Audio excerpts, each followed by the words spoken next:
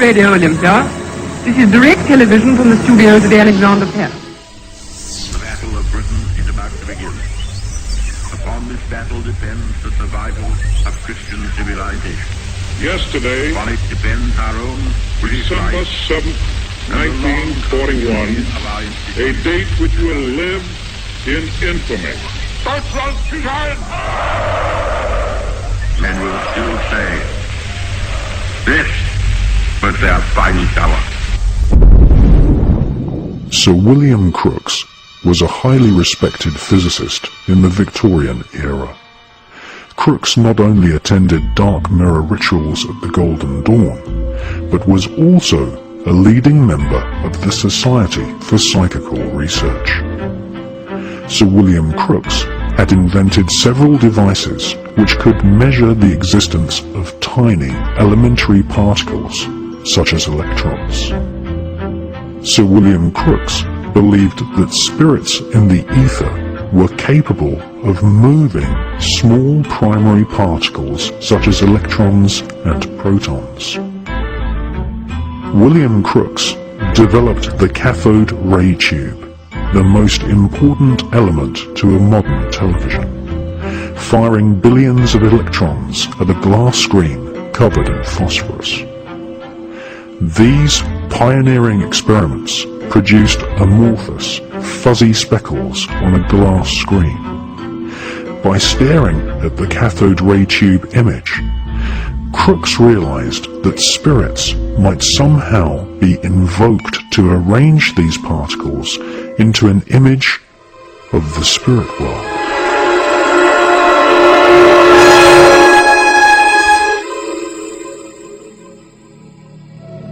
Crookes experimented with the cathode ray tube and placed a Maltese cross inside it and bombarded it with streams of electrons. The Maltese cross is an ancient emblem used by magicians, Kabbalists, royal Satanists, Nazis, and the infamous American Phi Beta Kappa secret society. Crookes managed to project a shadowy image at the other end of the cathode ray tube, which was the first ever electrically created image known to man.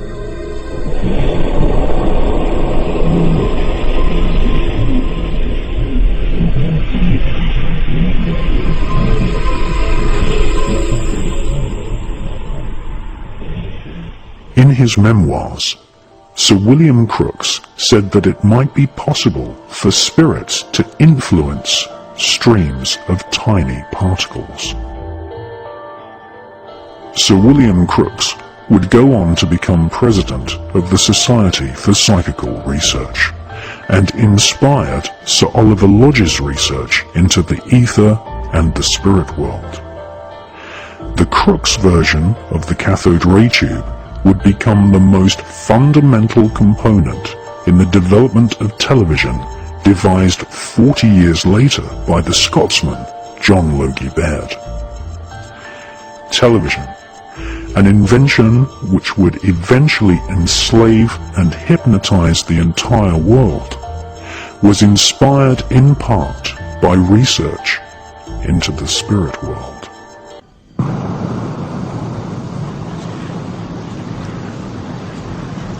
In 1905, Charles Richet was conducting experiments into the mysterious substance known as ectoplasm.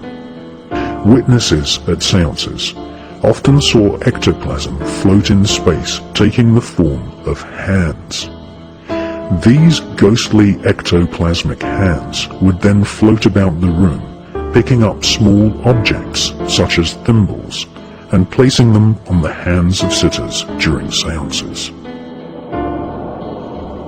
Writing in 1921, British scientist Sir Oliver Lodge, the pioneer of radio, commented on the research into ectoplasm conducted by Baron von Schrenck-Notzing, who had taken extensive amounts of photographs of ectoplasm seeping through the clothes of a medium called Eva C. According to Oliver Lodge, ectoplasm sometimes took on a semi-luminous appearance, and was able to form an almost perfect three-dimensional replica of a full-bodied living person.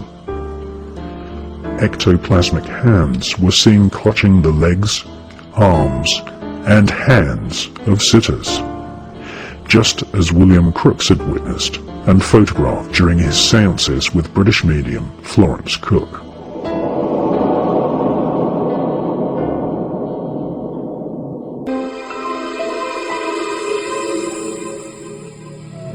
Incredible as it sounds, wax impressions were taken of these ectoplasmic hands, which show real fingerprints.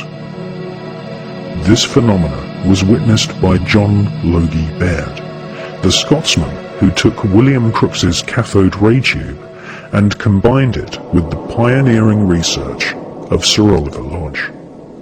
John Logie Baird used ultra-high frequency, or UHF waves, to transmit invisible sound and pictures through the air at a frequency so high some said it would affect the spirits who lived in the ether.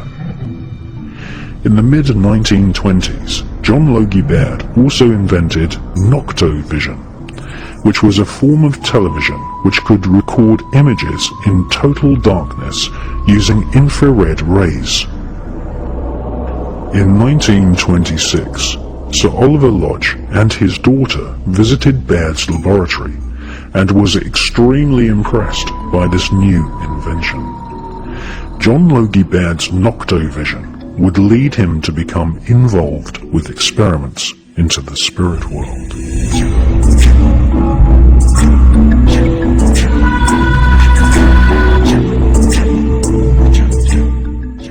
One day in 1927, a professor from a Scottish university visited Baird's laboratory and asked if it was possible to use noctovision equipment to record ectoplasm and spirits at a seance.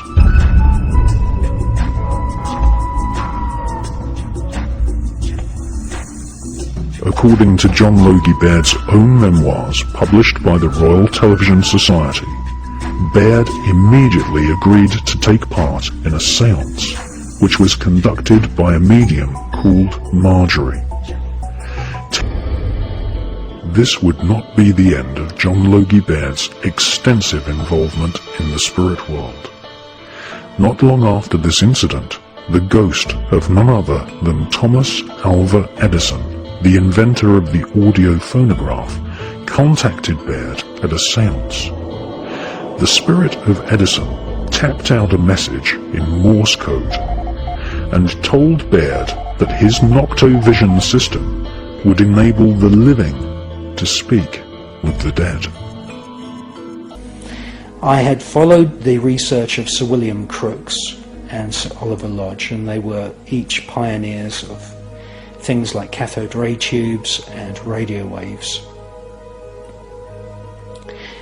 And I had come to the conclusion that many of the scientists in the 1900s were of the disposition that spirits could influence very, very tiny particles, such as electrons or photons.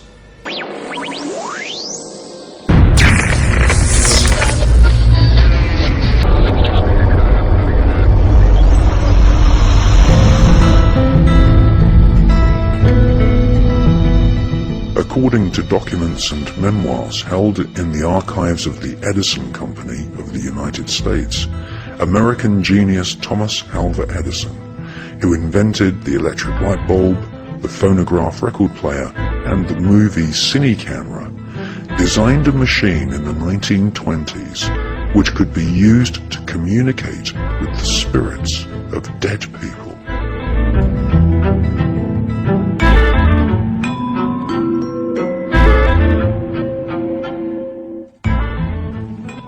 Unfortunately, Thomas Edison passed away before his invention was complete. Several years later, at a seance attended by John Logie Baird in London, the spirit of Thomas Edison tapped out a message using Morse code.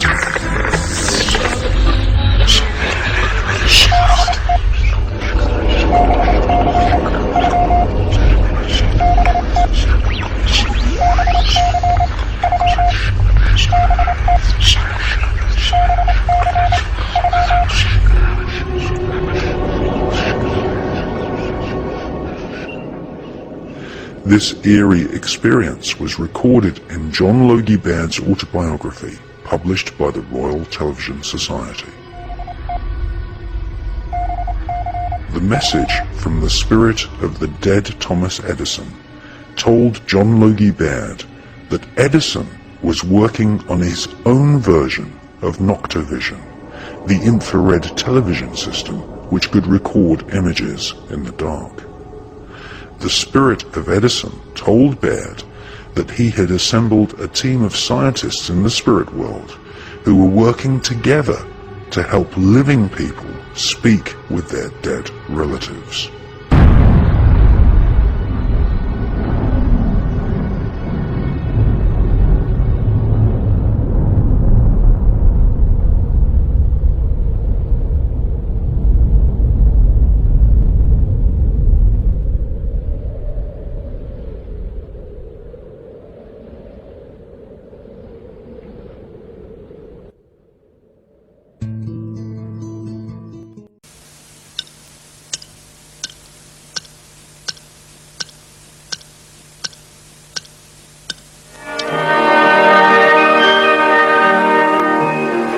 Moscow is in the midst of the last hours of summer.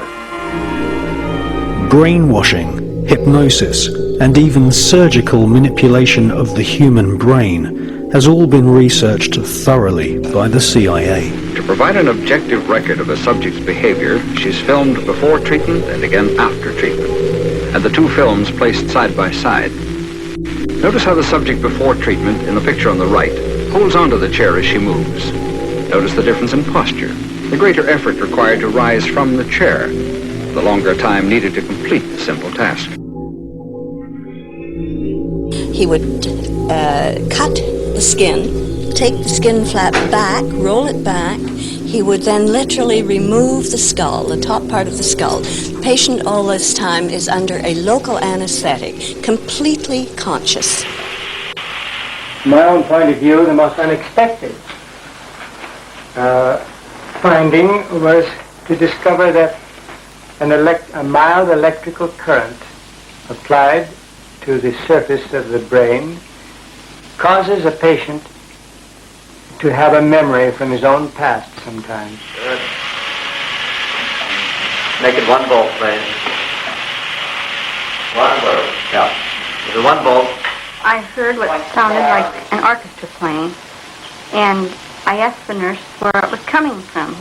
And she said, "What music?" And I said, "Well, that music." And then it stopped.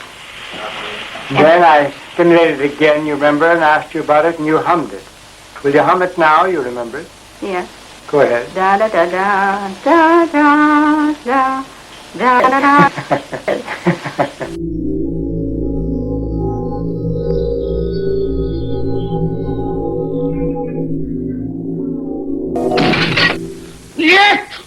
The Soviet secret police and their offspring in Eastern Europe and China have presented the world with a series of public trials at which prisoners, including some Americans, calmly and apparently without coercion made confessions of unbelievable crimes, espionage, sabotage, treason.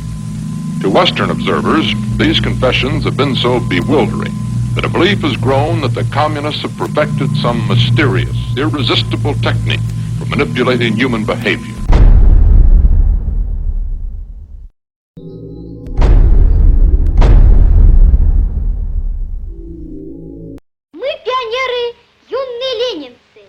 По-ленински жить и трудиться – наша большая мечта.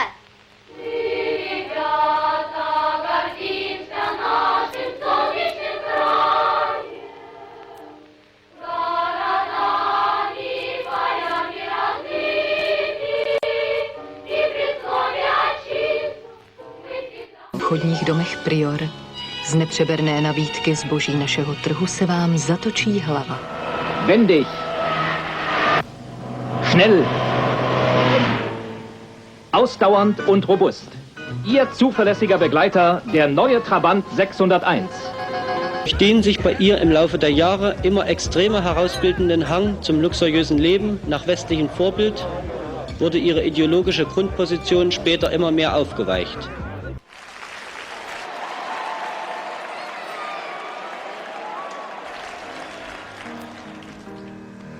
Было все на белом свете, люди издавна повторяются. Было, есть и снова будет так. Будет так, будет так, будет так, будет так. Было, есть и снова будет так. Будет так. Будет так. Будет так. Будет так.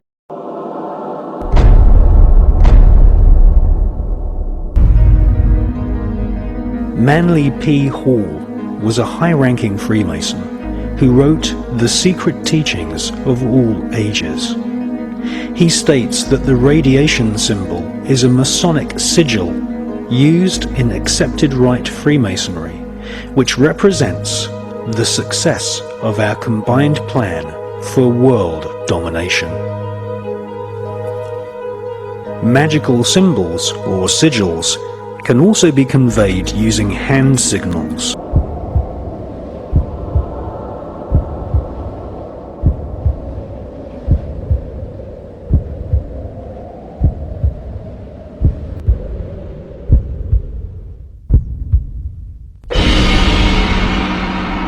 Symbols are used by Masonic lodges, witch covens, Satanists and alchemists to directly access parts of the brain which respond to strong shapes and colours.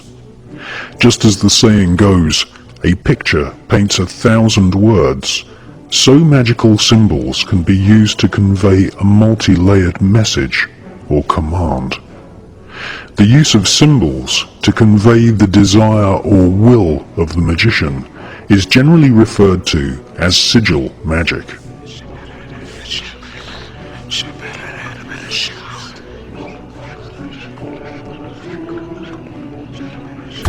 To make a magical sigil, you first write down your desire or spell. You then remove all vowels and all repeating consonant letters. You then rearrange the remaining letters into an easily remembered symbol. This symbol, or sigil, contains the original spell. Sigils are often found in company logos. Every time you watch television, visit the supermarket, or walk the street, your subconscious is bombarded with sigils. In fact, you are living in one giant sigil.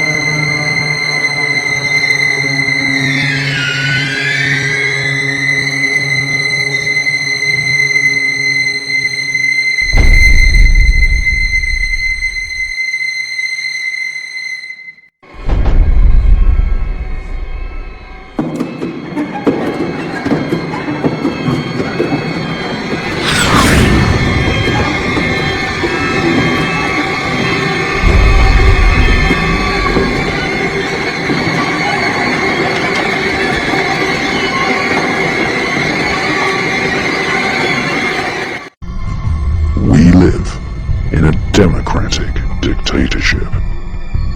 It is a dictatorship run by people who perform rituals. It is a dictatorship run by people who privately summon demons.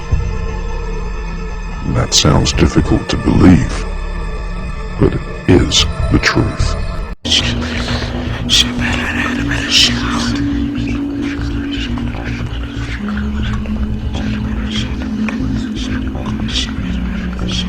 Always have a set In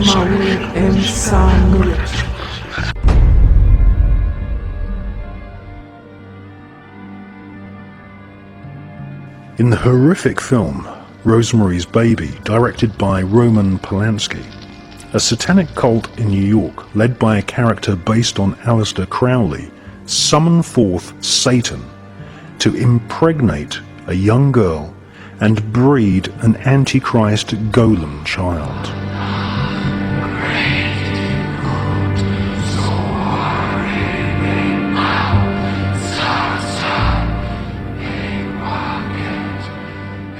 Notice that Satan's body is partly reptilian.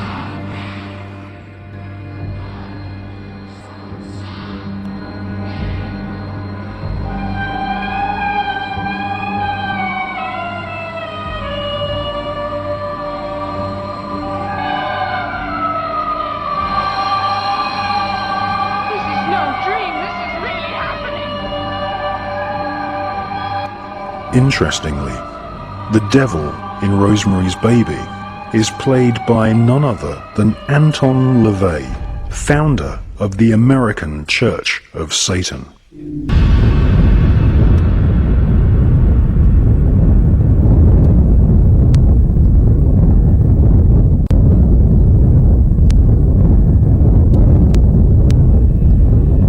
knew the world would not be the same. Few people laughed. Few people cried. Most people were silent. I remembered the line from the Hindu scripture, the Bhagavad Gita. Vishnu is trying to persuade the prince that he should do his duty, and to impress him takes on his multi-armed form and says, "Now I am become death, the destroyer of worlds, the destroyer of worlds, the destroyer of worlds." Few people laughed. Few people cried. Most people were silent.